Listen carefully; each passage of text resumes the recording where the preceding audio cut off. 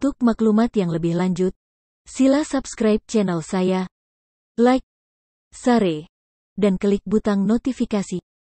Terima kasih di atas sokongan Anda. Bismillahirrahmanirrahim. Assalamualaikum warahmatullahi wabarakatuh dan salam sejahtera. Salam pelantun satu Malaysia serta Indonesia. Jadi tuan-tuan, pada hari ini saya akan berkongsikan satu cerita berkenaan dengan apa itu control release fertilizer. Okey? Sebagaimana yang pernah saya cerita sebelum ini, dekat dalam market kita ada banyak jenis baja. Contoh, kita ada compound, kita ada straight fertilizer. Tapi pada hari ini saya akan cerita pasal control release fertilizer ataupun ramai orang panggil CRF. Okey. Jadi control release fertilizer, syarikat kami ada dua jenis baja, iaitu base untuk pre-nursery dan ikut untuk main nursery. Okey. Jadi hanya kami saja yang mengeluarkan baja yang ada dua, untuk pre-nursery dan juga main nursery. Sebab kedua-dua jenis baja ini, dia punya release pattern adalah mengikut umur pokok dan keadaan. Jadi jom saya cerita dengan lebih lanjut apa itu control release fertilizer daripada kami. Okey. Tuan-tuan, apa yang paling penting jika kita nak pastikan baja yang control release fertilizer yang kita pilih itu adalah baja yang terbaik. Okey. Dia ada empat kriteria kat sini. Yang pertama adalah substrate. Okey. Substrate yang kita pilih itu adalah highly soluble dan availability. Maksudnya dia perlulah sangat soluble. Okey. Yang kedua, polymer. Ini yang faktor penting, tuan-tuan. Okey. Polymer, highly permeability membrane. Maksudnya polymer ni adalah polymer yang tebal dan bagus. Okey. Ini yang memainkan peranan penting sama ada baja control release tu adalah baja yang bagus ataupun baja yang biasa-biasa saja. Yang ketiga, tuan-tuan, yang banyak orang tak tahu dan banyak orang tak cerita adalah release curve. Apa itu release curve? Okey. Crop, demand ataupun targeted. Release curve ni adalah apakah keperluan baja untuk crop ataupun tanaman-tanaman tertentu mengikut masa. Saya akan cerita dengan lebih detail selepas ini. Dan yang last sekali adalah NPK. Okey. Dalam baja mesti ada NPK.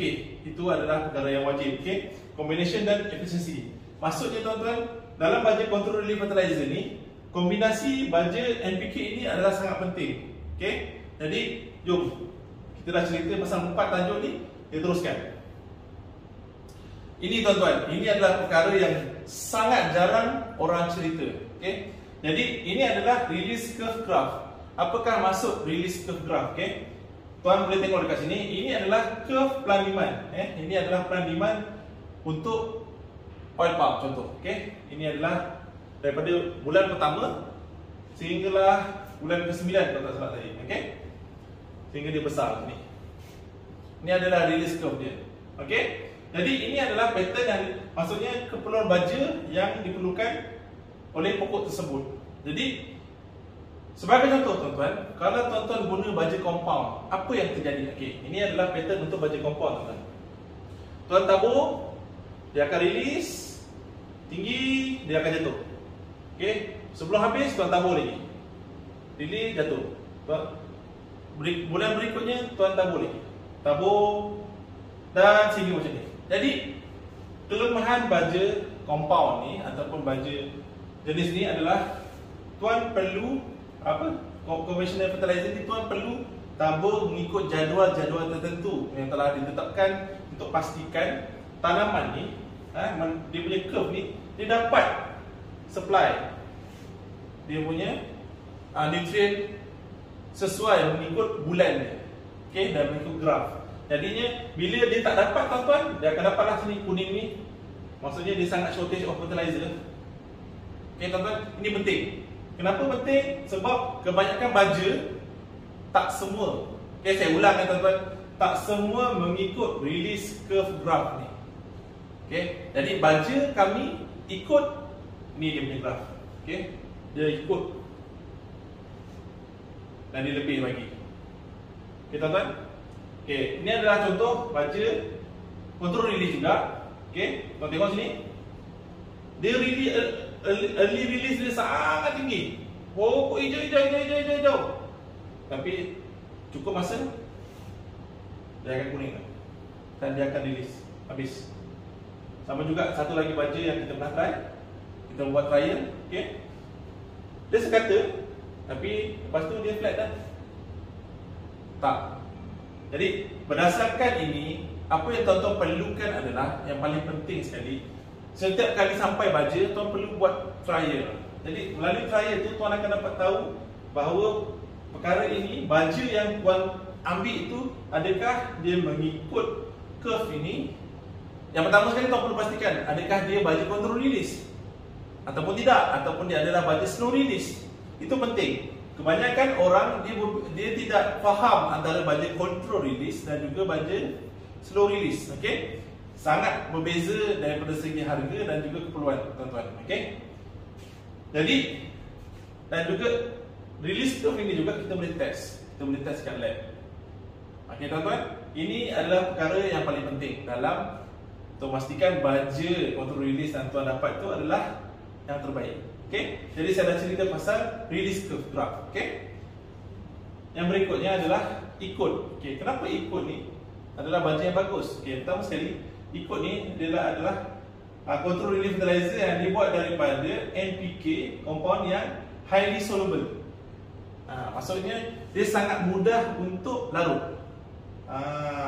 Yang kedua, teknologi dia tuan-tuan. Yang paling penting teknologi dia. Dia datang daripada Jerman. Dan teknologi membran dia adalah sangat bagus. Maksudnya coating dia adalah sangat bagus, dia tebal dan dia adalah stabil. Okey, jadi kita dah guna banyak dekat oil pump. Macam contoh tadi saya cakap, base kita guna dekat pre-nursery dan ikut 15 kita guna dekat main nursery. Okey, kedua-dua baja ini mempunyai release curve berbeza bergantung kepada keperluan tanaman mengikut bulan dia. Okey, jadi yang ini tuan kena faham. Okey, ada baja peringkat awal hijau tapi kemudian sedang-sedang je. Jadi tuan kena tambah baja. Jadi kita ikut ni dah lama berada di pasaran sebab kita sediakan ikut ni sekali dengan sistem nursery G-Drip yang dibuat oleh G-Planter. Okey, jadi tuan-tuan, ini penting. Saya ceritakan prinsipal dan mekanisme macam mana control release fertilizer ni berfungsi. Okey, yang pertama sekali, okey, yang ni tuan-tuan. Okey, ini adalah baja kita, control release fertilizer tadi. Okey, ke dalam tu dia adalah proses yang unik di mana NPK semua dan TE ada dalam polymer coating. Okey, jadi proses untuk air ini masuk ke dalam ni dipanggil osmosis. Okey, maksudnya air masuk ke dalam baja yang ada dalam coating tadi. Okey, ini adalah baja dia. Okay. Ini adalah baja ikut. Tuan-tuan boleh tengok maksudnya air itu masuk ke dalam ni. Maksudnya dia akan, air itu akan dapat pergi masuk melalui coating tersebut. Bila dia masuk dalam coating dan baja ini adalah highly soluble, dia akan dapat memastikan baja tadi itu dia akan terserap. Okay, bila dia dah serap 100%, dan dia akan mengeluarkan secara diffusion. Maksudnya air masuk ke dalam baja melalui proses osmosis dan keluar melalui proses diffusion. Maksudnya bila baja tadi itu dipenuh dengan air, dia akan ada ruang di mana baja tadi akan release secara perlahan. Maksudnya nama pun control release fertilizer tuan-tuan. Okey, jadi baja tu dia akan ada ruang-ruang untuk dia pastikan dia keluar dengan perlahan-lahan, disebabkan oleh proses osmosis dan juga diffusion. Okey, dan akhir sekali bergantung kepada design produk dan juga berapa banyak aplikasi yang kita perlukan, dia akan habis. Maksudnya tinggal dia punya polymer coating sajalah, dalam tu dah kosong. Okey, kita ada buat untuk 3 bulan, ada yang kita buat untuk setahun, ada juga kita buat untuk main nursery selama 7 bulan. Bergantung kepada keperluan pelanggan. Sebab apa kita berani recommend? Sebab kita dah melalui proses trial untuk customer. Okey, jadi ini penting tuan-tuan. Okey, sebab kalau contoh baja slow release, contoh dah penuh dengan air ni, dia takkan kontrol lagi. Dia takkan dapat kontrol dia punya pelepasan. Dia akan lepas terus. Dia compact dan dia lepas terus sampai habis. Slow release, dia hanya release slow. Tapi bila air banyak, dia takkan dapat kontrol dia punya pelepasan.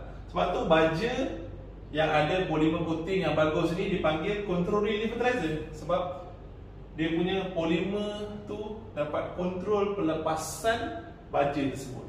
Okey, itu sangat penting. Jadi dalam aspek baja control release ni, dia punya coating ataupun polymer coating tu memainkan peranan yang sangat penting.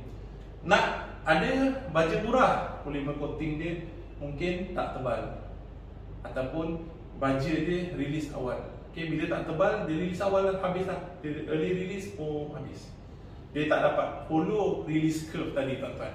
Okey, jadi saya cerita ni sebab ada yang pernah bertanya dengan saya pasal ikut tadi. Jadi saya ceritalah. Ini adalah proses dia. Kenapa? Tuan-tuan ada juga tanya, jadi kalau tak ada air dia tak release lah. Betul. Baja control release fertilizer perlukan air untuk release. Tapi tuan guna baja ni dekat pre-nursery. Pre-nursery pasti ada air. Main-nursery pasti ada air.